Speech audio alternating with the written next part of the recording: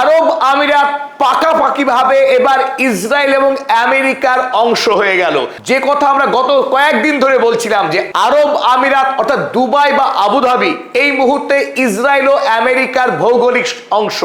এখন কোনোভাবেই আরব আমিরাত আর আরব দুনিয়ার দেশ নয়। আর আজ আরো এক ধাপ এগিয়ে আরব আমিরাত ওপেক সংস্থা থেকে তার সদস্যপদ খারিজ করে দিল। 1 মে থেকে আরব আমিরাত আর ওপেকের অংশ নয়। গোটা পৃথিবীতে যখন জ্বালানির দাম সীমাহীনভাবে বাড়ছে, পৃথিবীতে তৈরি হয়েছে জ্বালানি নিয়ে এক গভীর অস্থিরতা, সেই মুহূর্তেই ডোনাল্ড ট্রাম্পের প্রলোভনে, ইসরায়েলের চাপে আরব আমিরাত এই মুহূর্তে আরো পাকাপাকিভাবে ইসরায়েল এবং আমেরিকার পক্ষ নিয়ে ওপেক থেকে অফিসিয়ালি প্রস্থান করলো। আর এই খবরে গোটা পৃথিবী এখন তোলপাড়। ওপেক অর্থাৎ organization of petroleum exporting countries, আরব দেশগুলি মূলত এবং তার সঙ্গে ভেনেজুয়েলা নিয়ে 1960 সালের 14 সেপ্টেম্বর তৈরি হয়েছিল এই প্রতিষ্ঠান। আমেরিকা যুক্তরাষ্ট্রের বৃহৎ তেল কোম্পানিগুলির দাদাগিরিকে বন্ধ করবার জন্য তেল উৎপাদনকারী রাষ্ট্রগুলো তারা মিলিতভাবে এই আন্তর্জাতিক প্রতিষ্ঠান তৈরি করেছিল, যাতে করে তারা ঠিক করতে পারে কোন দেশ কতখানি তেল উৎপাদন করবে এবং তেলের বাজার দর কি হবে। সেই বাজার দর নিয়ন্ত্রণের ক্ষেত্রে এতদিন পর্যন্ত সৌদি আরব মূল ভূমিকা পালন করে আসছিল ওপেকের থেকে।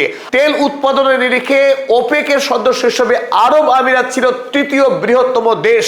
সেই আরব আমিরাত আজ শেষ পর্যন্ত জায়নবাদী ইসরায়েল রাষ্ট্র এবং আমেরিকার সঙ্গে গাঁটছাড়া বেঁধে শেষ পর্যন্ত ওপেক থেকে তার সদস্যপদকে খারিজ করে দিল। আর এখান থেকেই বড়সড় প্রশ্ন তৈরি হচ্ছে যে ইরান হরমুজ প্রণালীকে এতদিন ধরে বন্ধ রাখার ফলে মধ্যপ্রাচ্যের দেশগুলির বিদেশে তেল রপ্তানি যে এতদিন বন্ধ ছিল, ইরানের হাতে যে হরমুজ অস্ত্র ছিল সেই অস্ত্র আর ইরান কাজে লাগাতে পারবে কিনা।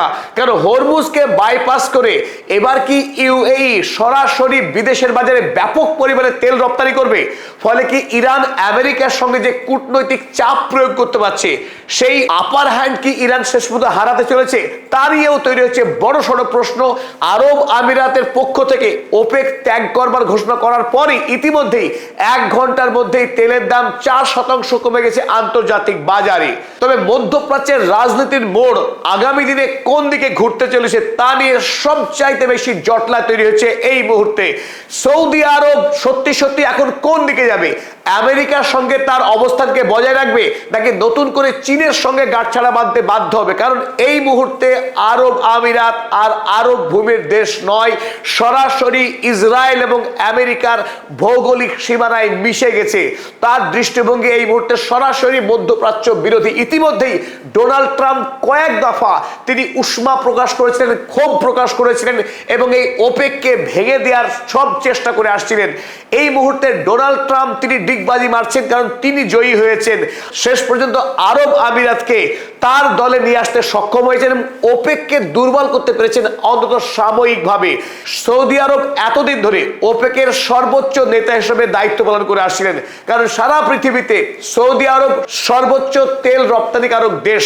স্বাভাবিকভাবেই ওপেকে সৌদি আরবের নিয়ন্ত্রণ ছিল সর্বাধিক।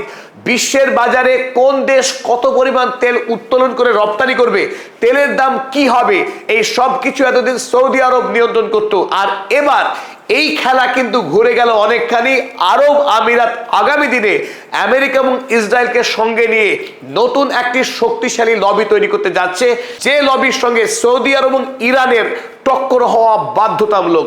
একদিকে আমেরিকা আরব আমিরাত একটা লবি, অন্যদিকে সৌদি আরব, ইরান এবং রাশিয়া, এই ওপেক এবং ওপেক প্লাস দেশগুলির সঙ্গে নতুন করে সংঘাত তৈরি হবে। ইরান এই মুহূর্তে পেট্রো ডলারকে ধ্বংস করবার জন্য, অর্থাৎ ডলারের মাধ্যমে তেল বিক্রি করার যে রীতি 1974 সাল থেকে চলে আসছিল, সেই রীতিকে ভেঙে ইউয়ানের মাধ্যমে তেল বিক্রি করাতে চাপ প্রয়োগ করছিল ইরান, এবং সেই গতি আগামী দিনে আরো মারাত্মকভাবে ত্বরান্বিত হওয়ার সম্ভাবনা তৈরি হলো। আজ কয়েক ধাপ আরো বিশ্ব এগিয়ে গেল পেট্রো ডলার ধ্বংসের দিকে। চলুন আমরা এবার দেখে নিই আরব আমিরাত কোন সাহসে, কোন পরিকল্পনাতে হঠাৎ করে ওপেকের মতো সর্বশক্তিশালী প্রতিষ্ঠান, তেল উৎপাদনকারী এবং রপ্তানিকারক দেশ হিসেবে ওপেকের সদস্য থাকাটা অত্যন্ত জরুরি। ওপেকের বাইরে গিয়ে কোনো দেশ খুব একটা অস্তিত্ব ধরে রাখতে পারে না। সেখানে আরব আমিরাত হঠাৎ করে এই সিদ্ধান্ত যে নিল যুদ্ধের সময়, যখন ইরানের সঙ্গে আরব আমিরাতের সরাসরি যুদ্ধ চলছে এবং যে যুদ্ধে ইসরায়েল এবং আমেরিকা আরব আমিরাতের পাশে দাঁড়িয়ে আছে, সেই সংঘাতের মাঝেই আরব আমিরাত যখন এমন সিদ্ধান্ত গ্রহণ করলো, তার আসল পরিকল্পনা কি চলুন আমরা এবার দেখে নেওয়ার চেষ্টা করি। গত 23 মার্চ যখন ইরান এই হরমুজ প্রণালী বন্ধ করে দিয়েছিল, তারপর থেকেই এই আরব আমিরাত তাদের দেশ থেকে কোনোভাবেই বিদেশে তেল রপ্তানি করতে পারেনি। যখন তেল রপ্তানি বন্ধ রয়েছে এতদিন ধরে, স্বাভাবিকভাবেই আরব আমিরাতের অর্থনীতির ভাড়ারে কিন্তু টান পড়তে শুরু করেছিল। একদিকে যখন বিদেশি পর্যটক আসা বন্ধ, অন্যদিকে আরব আমিরাতের জিডিপির 30% পয়সা আসে তেল রপ্তানি করে। এই তেল রপ্তানি বিগত 2 মাস ধরে বন্ধ ছিল, কারণ তার দেশের বন্দর থেকে তেল রপ্তানি করতে গেলে প্রতিটি জাহাজকে এই হরমুজ প্রণালী অতিক্রম করতে হবে। আর হরমুজ প্রণালীতে IRGC রীতিমতো ব্লকেড করে বসে আছে, ফলে আরব আমিরাত বিগত 2 মাস ধরে তেল রপ্তানি করতে পারেনি। আর এই হরমুজ প্রণালী হয়ে পৃথিবীর 20% জ্বালানি বিদেশের বাজারে রপ্তানি হয়। গোটা পৃথিবীতে এই মুহূর্তে জ্বালানির মহা সংকট। আর এই প্রেক্ষিতে আরব আমিরাতের লক্ষ্য, এই আরব আমিরাতের মধ্যে এই হাবশান থেকে এক সুদীর্ঘ পাইপলাইন আছে, যে পাইপলাইনের মাধ্যমে ক্রুড অয়েল বহন করে নিয়ে গিয়ে সোজাই ফুজাইরা বন্দরে পৌঁছে দেওয়া যায়। আর এই বৃহত্তর পাইপলাইনের সঙ্গে যুক্ত হয়েছে দেশের অসংখ্য তেল উৎপাদনকারী। আর এই বৃহত্তম পাইপলাইনের সঙ্গে যুক্ত হয়েছে আরব আমিরাতের বিভিন্ন তেল উৎপাদন কেন্দ্র থেকে আসা পাইপগুলি। অর্থাৎ আরব আমিরাতের লক্ষ্য গোটা দেশের তেলকে এই পাইপলাইনের মাধ্যমে ফুজাইরা বন্দরে নিয়ে আসা এবং ফুজাইরা বন্দর থেকে বিদেশের বাজারে রপ্তানি করা। এই ক্ষেত্রে আমেরিকা যুক্তরাষ্ট্র জিম্মি হয়েছে। আরব আমিরাতের প্রতিরক্ষাকে গ্যারান্টি দিচ্ছে আমেরিকা যুক্তরাষ্ট্র, কারণ ডোনাল্ড ট্রাম্পের এই মুহূর্তে প্রধান লক্ষ্য বিশ্বের বাজারে তেলের দাম কমিয়ে আনা, আমেরিকার মানুষকে স্বস্তি দেওয়া। সেই ক্ষেত্রে একটা মাস্টার স্ট্রোক ডোনাল্ড ট্রাম্পের। ইতিমধ্যেই আমরা জানি যে আরব আমিরাতে ইসরায়েল প্রথমবারের মতো আয়রন ডোম প্রতিষ্ঠা করেছে এবং এই মুহূর্তে ইসরায়েলের সেনারা আরব আমিরাতে অবস্থান করছে। আমরা আগেই দাবি করেছি ইসরায়েল এবং আমেরিকার সঙ্গে আরব আমিরাতের এই মুহূর্তে কোনো রাষ্ট্রীয় আর বিভাজন নেই, তারা এক এবং একাকার হয়ে গেছে।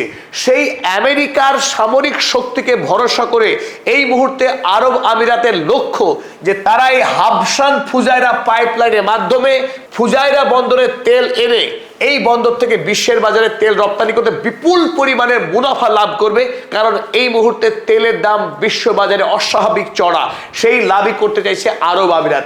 আমেরিকা এই ফুজাইরা দ্বীপের নিকটেই তারা নৌ অবরোধ চালাচ্ছে।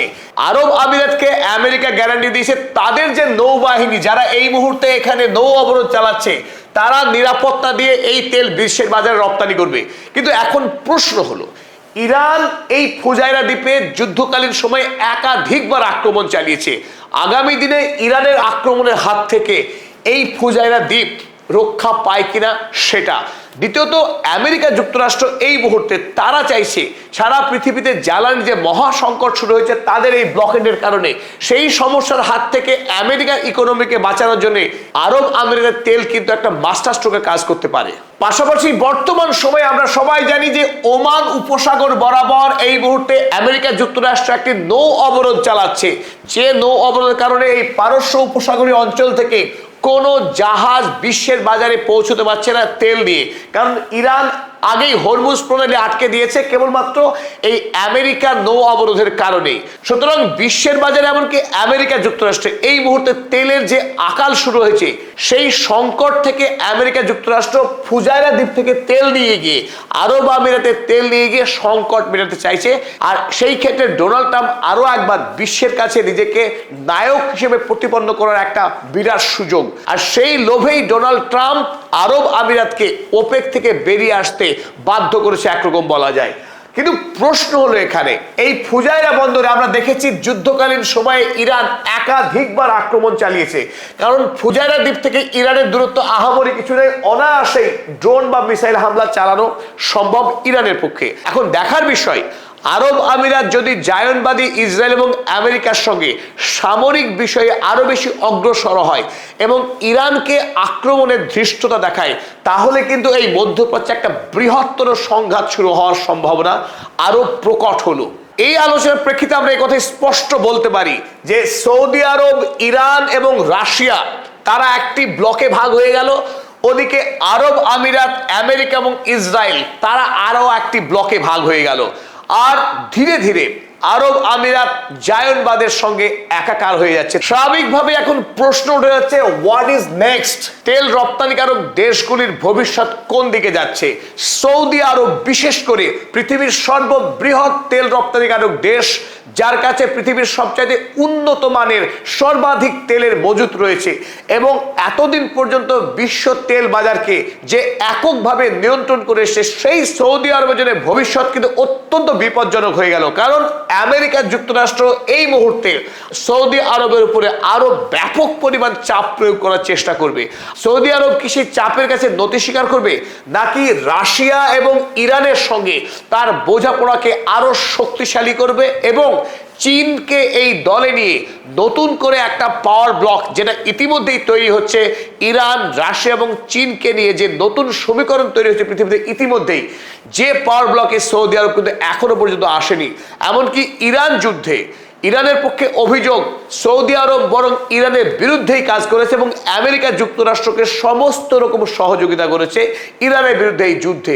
সেই অবস্থান কি পাল্টাতে বাধ্য হবে সৌদি আরব, সেটাই এখন দেখার। তবে একথা বলা যেতেই পারে যে সৌদি আরব কোনোভাবেই আমেরিকার ফাঁদে পা দেবে না, কারণ আমেরিকার ফাঁদে যদি পা দেয় সৌদি আরব, আগামী দিনে তেলের বাজারে সৌদি আরবের যে কর্তৃত্ব রয়েছে সেই কর্তৃত্ব সম্পূর্ণরূপে হারাবে এবং তাদের দেশের তেল আগামী দিনে আমেরিকা অবাধে লুট করতে শুরু করবে।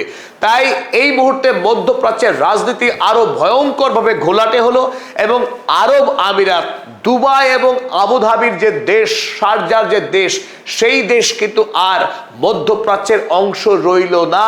এই দেশ পুরোপুরি আমেরিকার কাছে বিক্রি হয়ে গেল, নতি স্বীকার করে দিল। পদাতিক সব সময় চেষ্টা করে আপ টু ডেট খবর আপনাদের সামনে উপস্থিত করার। এই মুহূর্তে পদাতিক প্রথম বাংলা ইউটিউব চ্যানেল হিসেবে আপনাদের কাছে এই খবর পৌঁছে দিল। কাল আশা করছি সারা পৃথিবীতে নতুন করে এই আরব আমিরাতের ওপেক ত্যাগ নিয়ে ব্যাপক প্রভাব পড়বে, সারা পৃথিবীতে অসংখ্য খবরাখবর হবে। কাল আবার এই বিষয়ের উপরে বিস্তারিত ভিডিও নিয়ে আবার আপনার সামনে উপস্থিত হব। ততক্ষণ জন্য বিদায়।